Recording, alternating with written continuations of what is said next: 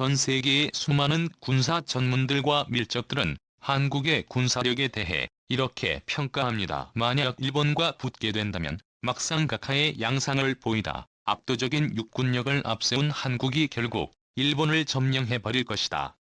하지만 결코 중국과 전쟁을 벌여서는 안 된다. 거의 아무것도 해보지 못하고 3일이면 한반도는 지도에서 사라져버리는 참극이 벌어질 것이다. 물론 이들 말대로 한국이 중국을 이기는 건 거의 불가능한 것이 맞습니다. 하지만 그들이 간과한 부분이 있었으니 중국 또한 마찬가지로 괴멸적 타격을 피할 수 없을 것이라는 사실이었죠. 최근 영국의 한 밀리터리 연구단체에서는 동북아시아 정세를 다룬 흥미로운 논문을 발표했습니다. 그동안 아시아 지역은 3대 강국이라 불리는 한중일 세 국가 사이에서 묘한 균형이 이루어지고 있었지만 10년 전부터 미세한 균열이 발생하더니 현재는 코로나 사태와 더불어 균형이 점차 깨져가고 있다. 중국은 홍콩과 대만 등 주변국들과 끊임없는 마찰을 빚고 있고 오랜 시간 충돌하지 않았던 한국과 일본마저 수출 규제와 같은 갈등을 보이는 등 대화보다는 힘으로 맞서려 하고 있다는 것. 문제는 중국의 입장인데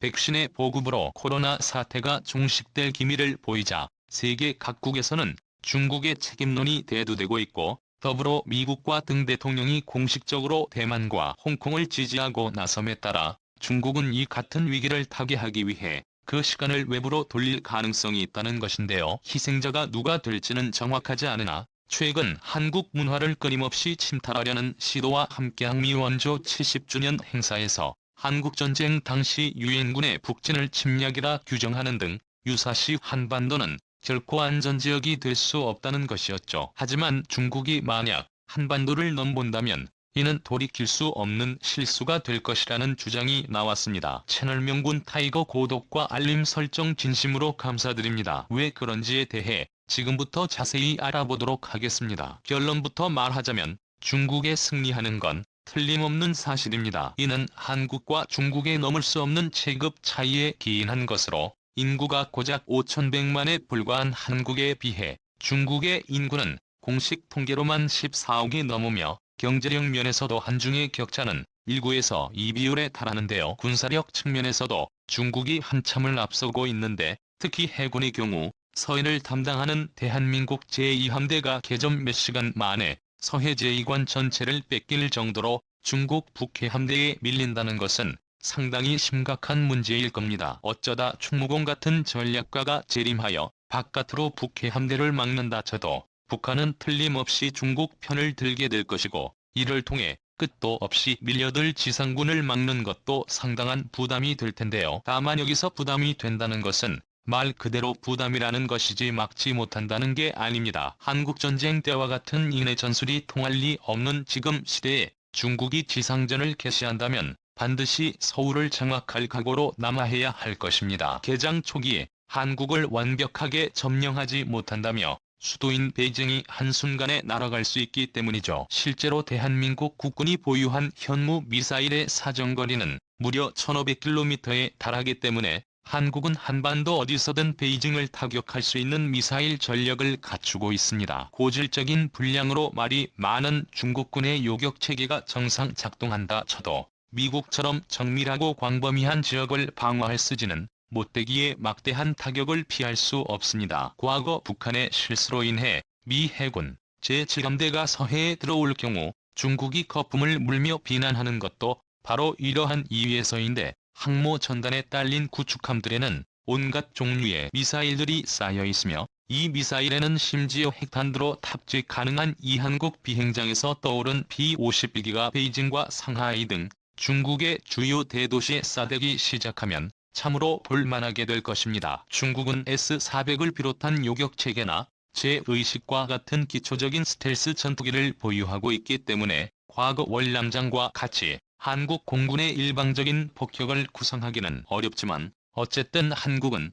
중국의 역사를 잡기엔 충분한 전력을 가진 셈이고 상황이 이렇다 보니 아무리 중국이라도 함부로 전면전을 개시하기 어렵다는 게 중론인데요. 소위 그날 못 들어온 한국의 땅덩어리만 보고 한국군의 위력을 과소평가하기 십상이지만 실상 한국군의 전력은 전 세계적인 기준으로 봐도 4위에 달하며 러시아군을 제외하고 본다면 중국군과 2, 3위를 다투는 높은 수준입니다. 심지어 이러한 전력상 우위는 기동전력이 아니라 포병전력의 하나인 것으로, 기동전력은 아직까지 K힐과 같은 30의 전차가 다수인 한국군보다 중국이 우세하지만 주력 부대만 넣고 비교한다면 오히려 한국군이 우위에 있다는 점주로 한국의 수비적인 전술로 갈 확률이 높다고 봤을 때 이 같은 차이는 실전에서 더 크게 드러날 것입니다. 그리고 여기서 분명히 해야 할 것이 있습니다.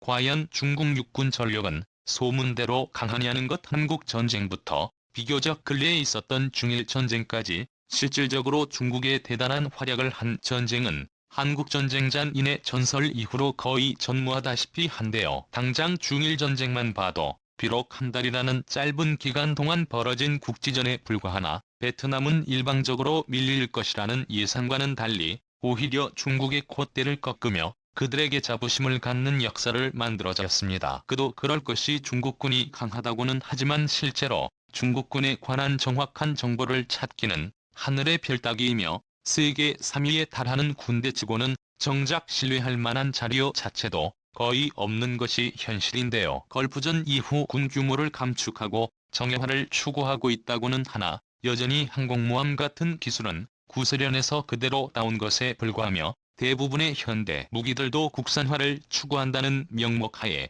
자체적으로 만든 것이라 실전에서 정상 작동할지 여부조차 불분명한 수준이죠. 한 예로 중국이 자랑하는 자주포의 경우 인터넷상에 꽤나 화제를 모았는데 웅장한 겉모습과는 달리 그동안 실사격 장면이 유출되지 못했던 결정적인 이유가 드러났습니다. 한 번 쓸 때마다 앞뒤 좌우로 심각하게 흔들리는 자주포의 모습에 해외 네티즌들은 중국의 특권이 결합된 새로운 기술력을 보았다고 비꼬았고, 일부는 탄약이 제대로 발사되기는 한다는 점에서 기술이 많이도 발전했다고 웃어 보였습니다. 포병 출신인 분들이라면 이것이 의미하는 바를 잘 아실 텐데요. 자주포 발사 시 조금이라도 반동이 있다면 실탄 발사 후 그 다음 탄을 발사할 시거리 등을 전부 다시 계산해서 써야만 하는 번거로움이 생깁니다. 결국 정확도를 생각한다면 분당 한 발을 발사할까 말까한 수준이지만 중국 측은 이 자주포가 분당 10발을 쏠 수 있는 침묵이라며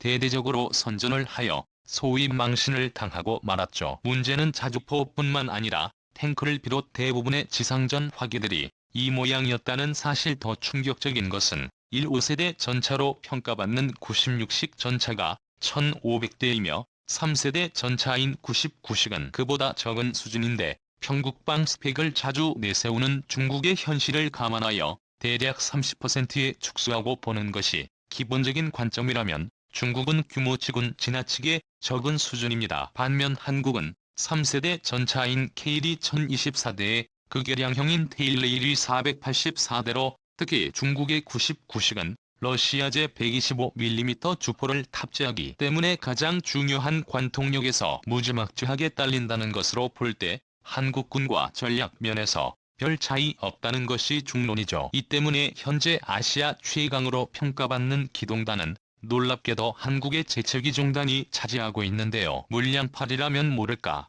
적어도 1일 대결에선 미군 말고는 이길 수 있는 나라가 거의 없다는 말까지 나돌 정도인데, 그 이유는 대부분의 아시아 군대와는 달리 방어작전 자체를 안 하고 100%의 공격작전에 몰빵할 부대이기 때문입니다. 오죽하면 외신들은 유럽의 3강이라 불리는 독일, 프랑스, 영국의 전차를 모두 합쳐도 최근 단 하나를 못 이기고 전시해 이스라엘 기갑 군단 정도가 평시 한국군 7군단과 겨우 맞먹는 수준이라고 밝히며 지상전에서 중국과 대등하게 싸울 수 있는 아시아 국가는 인도와 한국이 유일하다고 밝히기도 했죠. 다시 말해 한국의 육군 자체는 머릿수를 제외하지 않더라도 중국보다 우위에 있다고 말할 수 있지만 문제는 해군과 공군력에서의 체급 차이입니다. 한국 해군은 연안을 넘어선 작전에서 지원 체계가 미비하기 때문에 중국 해군과의 대결에서 승리하려면 반드시 정면 대결을 피하고